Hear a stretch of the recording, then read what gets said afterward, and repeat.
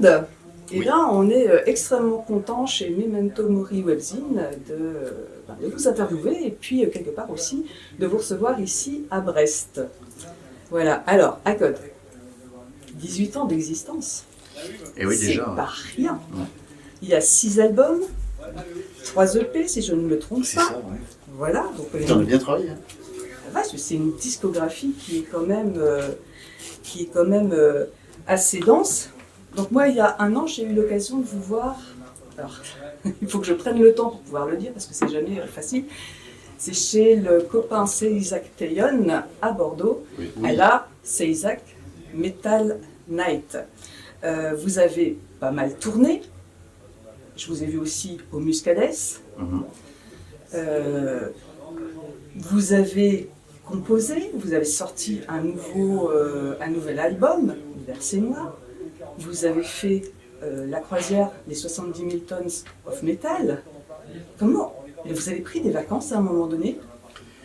On n'a pas trop pris de vacances, c'est vrai, hein, on joue régulièrement et on compose, on bosse, on essaie toujours de trouver du temps. Comme c'est quand même une passion la musique, donc au final, les vacances, c'est. On en a eu des vacances. Quand il y a eu le Covid, on a été bloqué pendant combien de temps? 2 ans?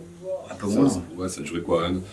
On n'avait pas le droit de bouger. Après, il y avait le temps que la scène se reparte, les vrais concerts. Ça s'est bloqué au moins un an et demi, voire 2, on faisait rien. On fallait composer, on a bossé la musique. Après, à Code, on a un rythme soutenu de travail tout le long de l'année. En fait, on n'a pas, à l'époque, je t'en souviens, c'était par phase. En fait, on sortait un album, puis on avait des tournées un peu plus condensées sur plusieurs semaines. Et en fait, le modèle a changé. Maintenant, on ne tourne plus des semaines entières. Ça se fait plus trop sur les groupes. Maintenant, c'est beaucoup de groupes mainstream qui font ça. Et nous, en fait, par contre, on fait beaucoup maintenant, c'est l'heure du festival qu'on fait quasiment que ça. Plein de festivals. Voilà, comme ce soir. C'est plusieurs festivals de toute taille. Mais c'est plus clairsemé, mais du coup, ça fait une actu plus soutenue. Mais c'est moins intense qu'à l'époque. On partait une semaine, on sortait de là 2 semaines, c'était pas le temps. Hein. On était rincés, quoi. Bah oui. Et pendant quelques temps, on pouvait un peu échelonner composition et live. Là, c'est vrai que c'est.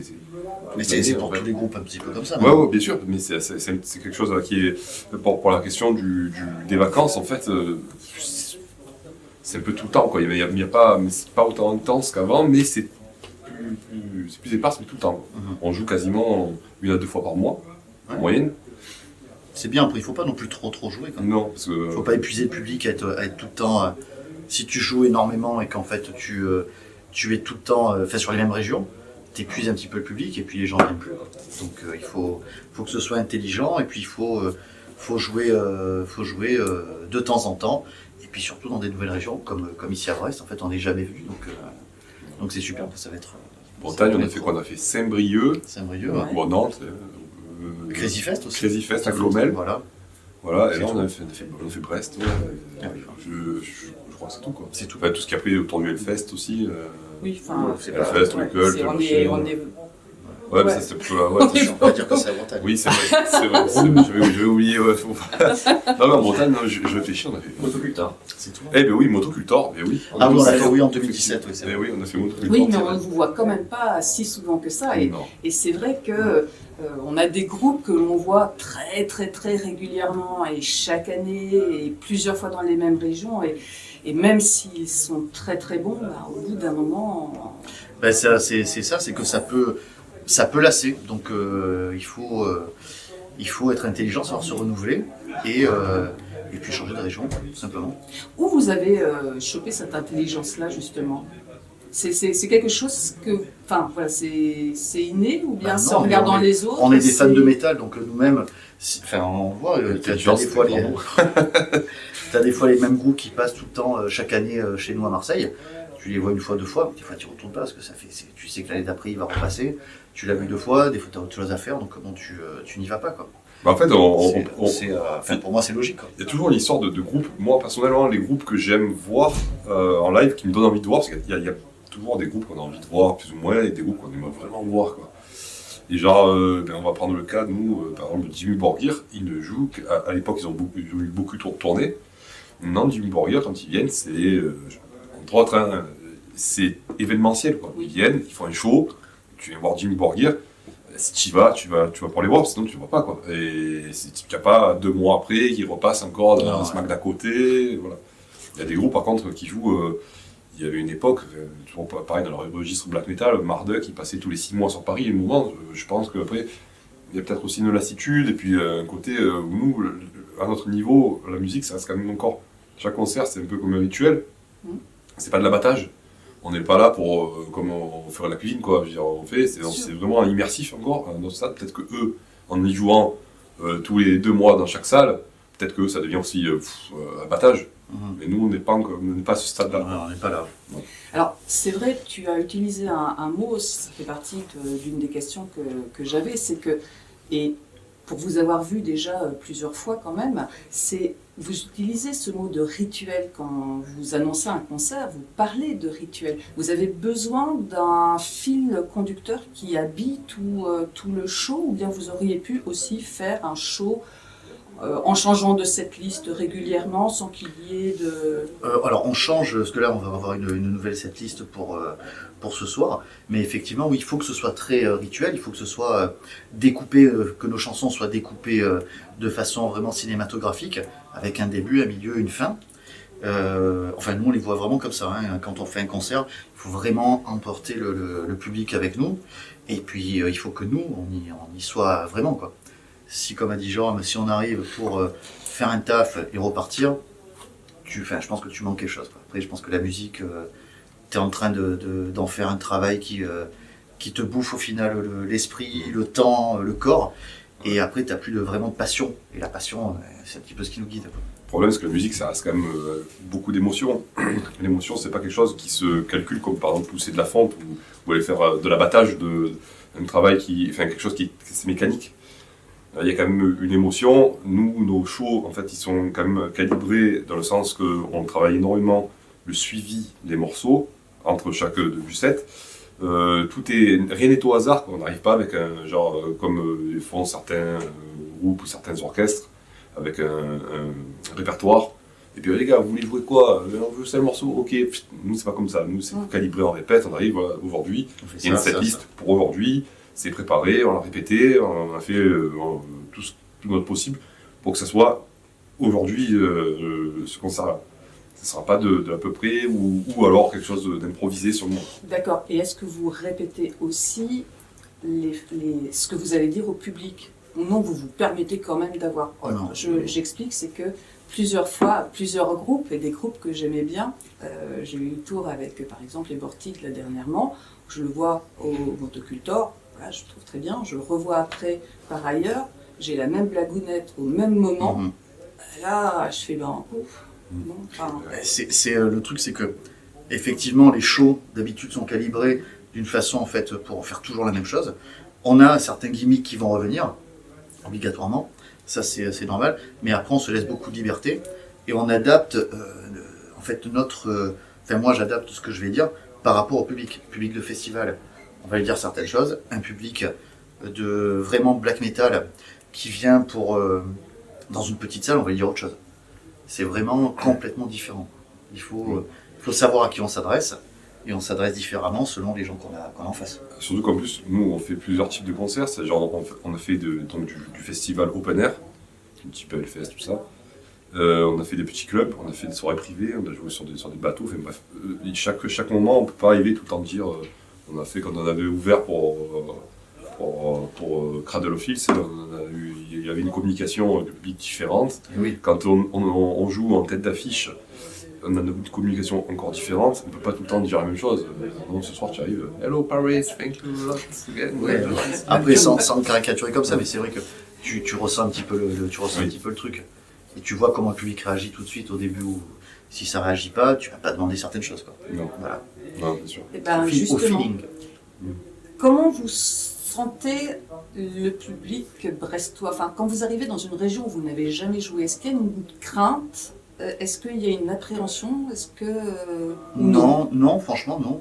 Non, en fait, c'est dès le début, au premier titre, qu'on va voir vraiment comment ça va réagir. Bon, vraiment, on peut pas savoir avant. Après, on est quand même assez confiant sur la région, quoi. La Bretagne, Oui. vous êtes quand même assez... C'est métal, quoi. J'ai plus eu, par exemple, j'ai plus eu d'appréhension en jouant dans un festival qui était dans le sud-ouest, le Metal 09, c'est dans le sud-ouest, il y avait du monde. C'est dans une région en fait où il n'y a pas vraiment de scène active quoi, vraiment. C'était un peu mélangé. Hein. Voilà, donc on savait pas sur qui trop on allait tomber comme type de. Au début, on pensait même que ça allait être un four quand on est arrivé et qu'il allait y avoir un pelé quoi. En fait, la salle était pleine. C'était plein. Hein. Ouais, il y avait 300 personnes, je sais plus combien il y avait. C'était un événement très réussi. Mais disons qu'on connaît pas du tout la réaction dans le sud-ouest. Ça reste du festival. Ouais, c'est ça aussi. Mais voilà, alors que en Bretagne, ici, c'est un peu le berceau de tout ce qui se passe. Hein. Dans le métal, il y a beaucoup de fesses en Bretagne. Les plus gros, ils sont là. Donc, je pense que les gens, le public est plus averti. Ils savent comment fonctionner, ils savent comment réagir. C'est peut-être plus délicat quand on va jouer dans des régions un peu plus désertes dans le style, quoi. Justement, sur le côté, on sait comment fonctionner. Vous êtes sur un black, quand même matinée de death assez mélodique, donc je veux dire c'est quand même une musique qui est très touffue, qui est, vos shows, voilà c'est pas rien entre la musique qui est dense, qui est intense et puis le light show et compagnie, enfin voilà on est embarqué. Vous attendez quoi du public? Enfin est-ce que voir pogoter, slammer, vous kiffez ça? Ou ça vous agace en vous disant on ne slame pas sur du black? Non, moi comme c'est du black death, en fait on peut faire un petit peu ce qu'on veut. Et non, ça me gêne pas. Après, tant que les gars vivent le truc et s'amusent et vivent le concert, ils peuvent faire ce qu'ils veulent. Moi quand j'étais minot, que j'allais voir Morbid Angel dans les années 90, pour moi c'était un événement de voir des groupes comme ça. Ça arrivait dans la ville, on en parlait pendant un mois avant, on en parlait pendant un mois après. Et puis on était comme fois, quoi. Non, ils sont passés plus longtemps, mais c'était pas pareil. Voilà. Mais on était comme des fous et je me rappelle quand on arrivait, on faisait des pogos, des machins, des trucs, bon c'est du death, mais on était comme des fous. Donc moi ça me gêne pas, les gars font ce qu'ils veulent. Enfin qui je suis pour leur dire non attendez faut pas faire ça ou il faut faire ça ou voilà il n'y a pas de code.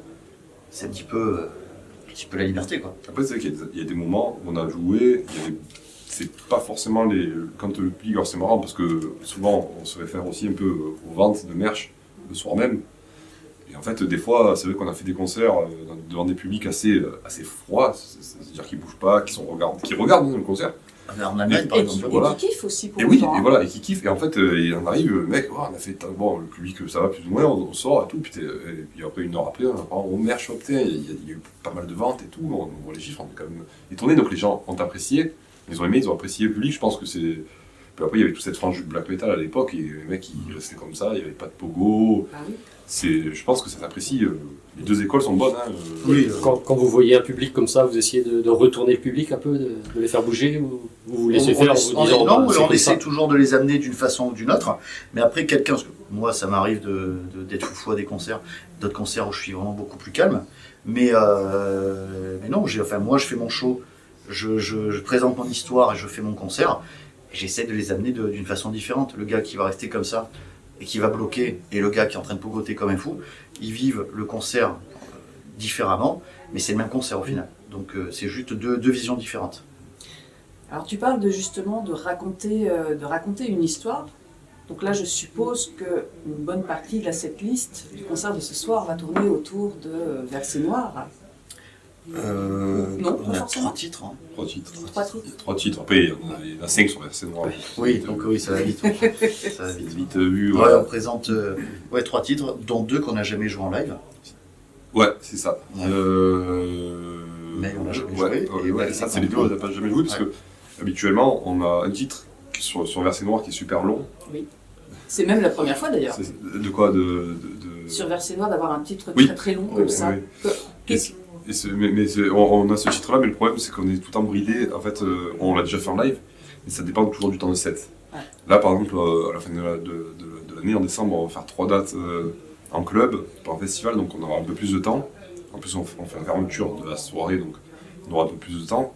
On prévoit donc de la jouer, on a déjà fait. Il y a un live d'ailleurs qui est sorti au Lyon's Metal Fest qu'on avait fait. Et ce titre-là, on va pouvoir le jouer. Mais c'est vrai qu'après, c'est délicat. En fait, Et ce morceau-là, si vous le jouez, c'est tout ou rien, quoi. Oui. ah oui, C'est pas oui. question de prendre Non. les 2 premières parties. Enfin, On a essayé, mais ça perd son ça- sens. Voilà, ça perd son Non, non, sens. c'est comme si tu regardais un film à la moitié du film. Quoi. Oui, c'est ça. Pas possible. Non, non, le joue vraiment en entier. Quoi. Mhm. Puis c'est une performance, c'est 20 minutes, Oui. enfin, pour le batteur surtout, mais bon. Ouais. Non, non, il faut le faire en entier. Un morceau qui est magnifique. Qu'est-ce qui a fait dans le songwriting que vous ayez eu envie de changer comme ça? 20 minutes, c'est pas rien non plus. Ouais.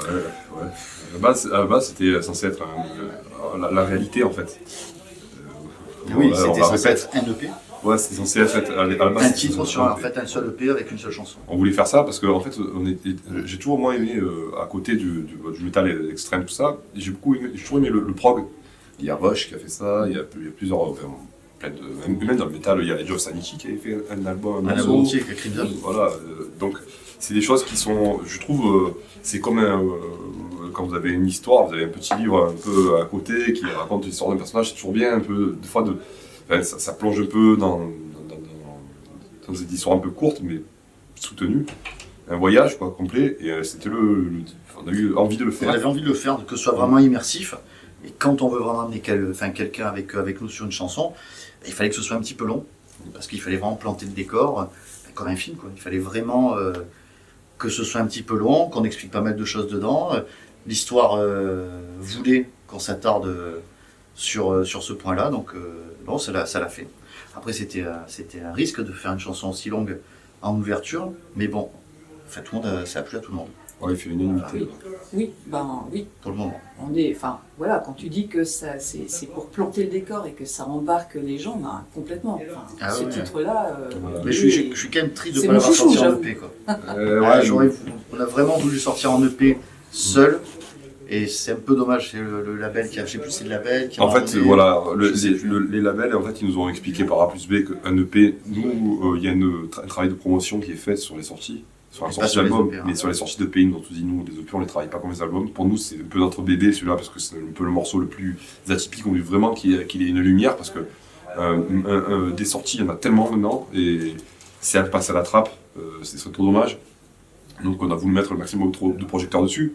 Donc on l'a complété avec des titres qui devaient être un deuxième EP. Sur Et le deuxième EP. voilà. Et ça fait un album juste pour une durée de temps. Et là, à partir de là, ça bénéficie des promotions, de sortie d'album. Quoi. Alors qu'en EP, ben, c'est un peu plus... ils prennent moins de risques. Ouais, ils prennent moins de risques, ils font moins de choses, mais bon. Enfin, après malheureusement, l'artiste a moins de poids. Du coup, c'est vrai que c'est un petit peu dommage, parce que moi, je suis persuadé que là, le sortir comme ça aurait été quelque chose de bon. Mais bon. Le marketing et l'artiste, hein, c'est compliqué. Non, c'est possible. D'accord. Voilà. J'aurais aimé continuer un petit peu plus loin, mais c'est vrai que le temps ouais. commence à Ça défiler, défile. et puis vous avez peut-être besoin aussi de vous poser un petit peu. À Code, d'ailleurs on le voit sur le bonnet, Oui. vous avez un trident. Ouais. Vous venez de Marseille. Oui. La mer, c'est quelque chose qui est important pour vous, tout comme nous ici à Brest, dans le Finistère. La mer est un élément qui est quand même omniprésent. C'était logique, naturel pour vous de répondre à l'invitation du Métalors de venir ici. Ah oui, complètement, oui. Et puis l'affiche est super. On a été très contents de recevoir l'invitation. Puis quand on a vu les groupes qu'il y avait, ben, c'était cool. Rattle Ones, on a déjà joué avec eux, c'est des bons potes. À la Celtic Night. Oul aussi, donc bon, ça va très très bien se passer. Quoi. Et puis je crois que c'est sold out ce soir. Alors ce soir, oui, c'était quasiment sold out pour Il reste Ouais, il m'a dit quelques sold out, places à ils l'entrée. ont remis des places en vente, en fait, des invitations qui n'ont pas été prises. Je crois que c'est ça ce qu'il nous a dit. Hein. C'est bien, franchement, pour l'association, c'est cool. Très très cool. Ben, pour l'association, pour les artistes aussi, parce que Ah oui, ça pour montre tout le monde, que, bien voilà, sûr. le public suit. Je ne vais pas vous demander ce que ACOD veut dire, je vais juste vous poser On va pas deux te le questions dire. là-dessus. Bah oui, je me doute bien, parce que ça doit être la question récurrente tout qui le doit temps. vous casser les Non, même murs, pas, là. parce que bon, ça veut dire que les gens en cherchent, du coup. Que je reçois régulièrement des gens qui me disent est-ce que c'est ça, est-ce que c'est ça. Pour l'instant, personne n'a trouvé. Et bien justement, voilà, une des questions c'était Est-ce que c'est vraiment un acronyme? Parce que si ça tombe, ça ne l'est pas du tout. Si, ça va se savoir au dernier album, enfin le dernier album de la trilogie. D'accord. Et est-ce que vous avez eu des propositions comme ça, des hypothèses, mais alors qui vous ont fait mourir de rire? Oh oui. Ouais, il y a eu Mais de tout. on le dira. Non, on les dira, ouais, parce que vraiment il y a eu de tout. Parce que De tout. Même si c'est pas nous qui les avons trouvés. Ouais, non, il y a de tout. Et, non, mais c'est fou que personne n'a réfléchi en fait à certains trucs. Quand on va le dire, enfin, voilà, quand on va le dire, les gens diront. Honnêtement, Merde, putain, c'est ouais, je pense pas que ce soit juste. En fait, c'est pas vraiment en plus des initiales. Il y a des faut pas tout dire. initiales. Faut pas tout dire. Non, mais c'est Pas pas tout dire. ça. Mais Il ne dit rien, après sinon il y a quelqu'un qui il y a aussi une contraction dedans. Donc, Oui, c'est pour ça que je me demandais si c'était. Non, mais ça, c'est pas. pas complètement un acronyme. Tac. Donc. Attention. ne pas. Garde le secret. Dernière petite question. Je vois que Jérôme, tu es dans la composition musicale depuis 2017, c'est ça? Qui écrivait avant? Qui composait? On composait en groupe. À l'époque, on était même 6 à un moment donné. Ouais. À une époque, on était 6 et on composait tous. On répète. On répète, on avait. En fait, on travaillait comme tout groupe au début, c'est-à-dire que chacun amenait la pierre à l'édifice. Et bon, on faisait plaisir aux uns aux autres. Voilà. Enfin, et au final, le produit qui sortait n'était pas un produit en fait qui plaisait. Au final, chaque personne individuellement, on n'était pas super content. Donc après, on s'est séparés de certaines personnes. On est toujours potes avec tous les gars avec qui on a joué. Mais c'est vrai qu'avec Jérôme, là, on est plus que deux. Et on s'entend très bien. Il fait la musique, moi je fais les paroles. Et ça se passe super bien. Quand on discute, c'est sur des points de détail. C'est un peu plus homogène, ouais, quoi, c'est parce homogène. qu'en plus on était 6 et on venait tous de milieux différents. Je veux dire, moi je viens du métal extrême, Fred Moi aussi. Les autres, c'était pas le cas, donc les mecs ils arrivaient. C'est comme quand on travaille en groupe, il faut toujours faire attention aux égos, ça c'est le premier truc. Et pourquoi tu prends pas mon riff et machin, et non parce que ça sonne hardcore, et puis si tu mets pas son riff il va bouder, donc c'est tout le temps, voilà, c'est des trucs comme ça. Là l'avantage c'est que c'est terminé. Tous les groupes ont ce problème. Et là on a réglé le problème, et c'est peut-être pour l'instant c'est très bien, ça marche très bien comme ça. Et à propos de composition, vous faites les parties orchestrales vous-même depuis l'album Ouais. Fourth Reign. Ouais. Est-ce que ça change quelque chose sûrement dans le processus de composition de faire les parties orchestrales vous-même? Ah oui. Ouais. Oui, c'est beaucoup mieux. Je veux dire, depuis le jour où tu t'es dit, allez, je me mets dessus, on a acheté des logiciels, mais c'était pas en Covid. Ouais. On avait que ça à foutre. Donc du coup, on a Béni soit la Covid. voilà, on a mis des sous, on a acheté des trucs, Ah, et ouais, puis il s'est mis à apprendre. Ouais, en Il plus. s'est mis à apprendre. Mais c'était Putain. par défaut aussi. Parce qu'en fait, à la base, la personne qui devait le faire, c'était Richard. Il Ouais. avait fait sur le précédent, on voulait le reprendre, il ne sentait pas de le refaire. Ouais. Genre, mais enfin, je veux dire, ça a été rapide quand même. Oui, Je et peux après, pas faire. Bon, allez, on et achète, au lieu de on chercher, s'écoute, et voilà. on a commencé à chercher des mecs. Après, toi, on avait eu des propositions et des trucs à écouter, ça n'allait pas du tout avec ce qu'on Non, ça voulait. l'est pas. Et alors finalement, j'ai dit, on est mieux servi que par soi-même, quoi. Donc on a acheté les logiciels, on s'est fait un essai concluant, on a fait l'album concluant, on a fait le verset noir concluant, le P aussi de Tickers concluant aussi. Il n'y a que sur le prochain. Il y aura Il y aura une surprise. une petite surprise, mais ça c'est voilà, on verra. Vous êtes déjà à vous projeter sur le prochain. Donc vous êtes vraiment. Il est fini, il n'y a plus que le chant à faire dessus. Plus que je chance que je suis feignant. Donc Non, parce qu'on n'a pas pressé surtout. non, on n'est pas pressé. Du coup, moi, je dois réenregistrer ce que j'ai fait mes pré-prod, réenregistrer en juillet. Et après il est fini, quoi. D'accord. Vous avez un rythme de production des années 80 en fait. C'est pratiquement un album par an. Mais... Ah ouais. Mais en fait, tant qu'on a, c'est con, enfin c'est toi qui composes et c'est vrai que bon, tant qu'on a les idées et qu'on a la fibre artistique qui titille, il faut le faire, quoi. Ouais. Enfin, moi, je sais, j'ai encore des trucs à écrire, toi t'as encore des trucs pareil à composer, donc Mais go. surtout, faut pas laisser traîner les choses parce que des fois on est à l'instant T. Par exemple, moi, à l'heure qu'il est, je vais dire, je serais peut-être pas capable de refaire un autre Force Reign. Peut-être je le serais, mais ça fait beaucoup sur le moment présent. C'est con de se dire bon, on verra plus tard. Il faut pas te le faire pendant qu'il est chaud, ça c'est simple. Et c'est pour ça, alors on l'a battu assez rapidement. Il y a eu le Covid, le machin, tout ça, donc on a pu freiner, échelonner, on est arrivé avec plein de trucs, mais en laissant un peu en dilettante, quoi, je veux dire. Mais parce que après, le problème, quand on sort quelque chose, il faut le vivre dessus, quoi. C'est ça le problème. En fait, c'est ça, faut c'est faire que vivre, l'album, quoi. il faut faire des dates avec, il faut le faire vivre, il faut le vendre, parce que si tu le vends pas, enfin, ton label va pas être content. Et puis, ben, du coup, tu fais pas de chiffres, tu bouges pas. Ouais. C'est con, comme c'est vrai. Ouais. Oui, après c'est sûr. Après les labels, le truc qu'il y a, c'est que eux, ils veulent, ils misent quand ils misent sur un album. Ils vont pas trop vite, quoi. D'abord, ça leur coûte un peu de la promo, tout ça. Donc d'abord, ils essayent de retomber sur leur bille, sur le patte, quoi. Ce qu'a fait Aberhart, hein. Ouais. Au final, il a pas beaucoup pressé je crois, de CD. Il a été sold out direct en un mois et demi. Ouais. Donc, pas lui, il était ravi. Hein. Et donc là, il fait un second pressage. Mais bon, je crois que même le second pressage, il va se faire cramer aussi, là. Certainement. On a Parce eu qu'il n'y en a ouais, plus chez Napalm déjà. Donc, En tout cas, les retours sur l'album sont quand même dithyrambiques. Ouais, ils sont bons. Ça fait, quand on est dans la composition comme ça, que ça sort de nous, on a toujours un petit peu peur de le livrer, d'avoir la critique un petit peu en face. Vous avez eu aussi l'album précédent qui était aussi porté au nu. Vous avez fait des grosses tournées, La Croisière. Je crois que l'album est venu après, Versement est venu après, justement, La Croisière aussi. Oui. Enfin, même s'il était peut-être déjà composé, mais le fait de le proposer comme ça au public, enfin, ça fout peut-être un petit peu les chocottes. Ça fait chaud au cœur de voir que les soldats, enfin que c'est suivi, les soldats, que les gens sont derrière et que les gens apprécient, que les chroniques sont assez dithyrambiques aussi. oui. Ouais, moi je suis très content parce qu'on a reçu beaucoup de bonnes chroniques. Après, malheureusement, enfin, t'es comme moi, c'est vrai que moi je m'attarde en fait sur les gens qui vont justement émettre des avis un petit peu négatifs dessus ou qui ont des remarques, ce qui est normal puisque c'est là en fait où on va regarder où on a peut-être fait une erreur ou autre chose. Est-ce que c'est c'est ça qui est important. Alors, très content de recevoir des bons avis, mais c'est bien aussi de pouvoir justement évoluer dans le bon sens en disant bon, effectivement il y a une erreur ici, ou alors là il y a un truc que je voulais faire, je l'ai pas fait comme je voulais, hop, ça s'est vu, donc prochain coup on va essayer de faire mieux. J'ai rien à rajouter.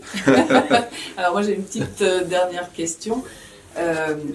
Memento Mori, webzine, Memento Mori, souviens-toi que tu es mortel, donc souviens-toi aussi que tu es vivant. À César, c'est ça Non, c'est Moritori te salutant.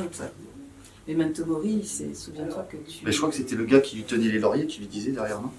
Quand il passait, non? Ah non, je pense pas. Non. Ah ouais, je pensais que c'était ça justement, quand il passait après les grandes batailles, il y avait le gars qui lui tenait les lauriers qui lui disait ça en fait. Souviens-toi que t'es mortel, souviens-toi que t'es mortel. Il me semble, hein, je crois que c'était ça. Souviens-toi que tu peux mourir en fait. Je sais que Marmette, le dernier album, il s'appelle. Ouais, après, c'est aussi ce qu'on appelle les vanités, tous ces tableaux de nature morte, mais bien, enfin voilà, un petit peu morte, avec les crânes justement, qui permet de penser, de se rappeler que voilà, on est mortel. Bon, c'est pas grave, c'est pas ça l'important. L'important, c'est si vous aviez un conseil Memento Mori à donner aux personnes, c'est-à-dire pour dire, voilà, on a encore à vivre. Quel conseil vous donneriez? Ah, moi, je pense que ce qu'on fait dans la vie, en fait, reste écrit, tout simplement, parce qu'on va partir.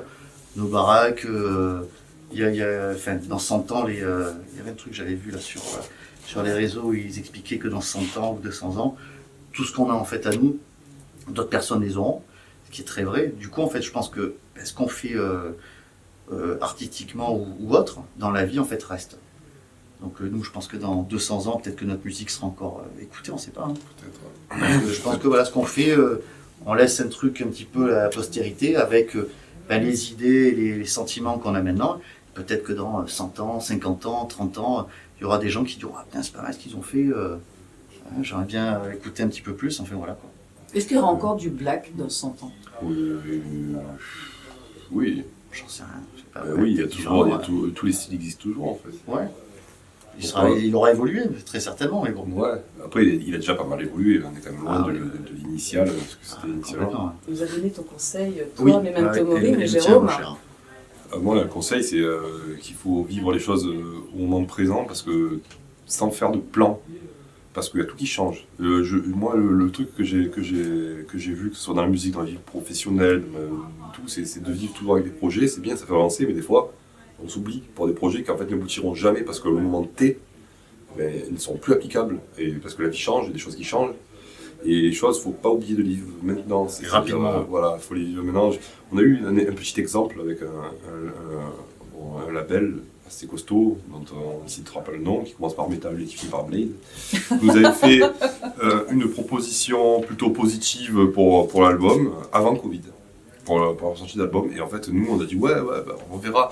Ok, on est chaud, on est partant. Bon, il y a le Covid, on traîne. Et voilà, on a traîné. Et on mentait. Et quand on est revenu, ouais, on est arrivé avec l'album. Super, il est cool. Ouais, super, ouais, c'est vrai, il est cool, mais aussi une plus petit groupe. Voilà.